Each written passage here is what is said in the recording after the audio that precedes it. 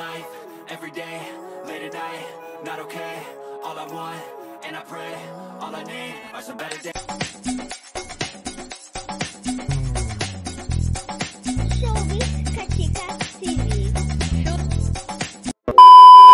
Hello mga kachika! Bonggang-bongga na nga ang kulitan at kiligan sa Dear Heart Concert Rehearsal nila Sharon Cuneta at Gabby Concepcion na gaganapin na nga bukas October 27, 2023.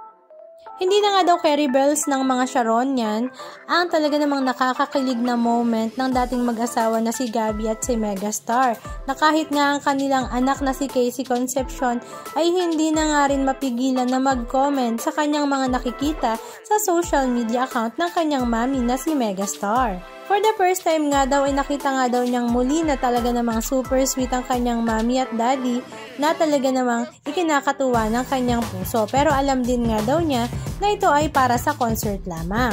Marami nga sa mga Sharonians at mga netizens ang talaga namang excited na nga para bukas. Maraming kiligan nga daw ang mangyayari dito, kaya tamang-tama nga lang ang naging desisyon ng pamilya Panghilinan na wag na nga lang manood ng concert dahil medyo awkward nga rin para ito sa kanilang pamilya. Halika at panoorin natin ang ilan sa mga video clips ganap na kanilang ibinahagi. Anong klaseng sayaw ang gusto? Parang slow dance. Yung yung portion na naman ng memories ka na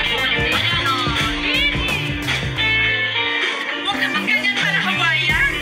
Hindi yung sa instrumental yan ang kahit noon.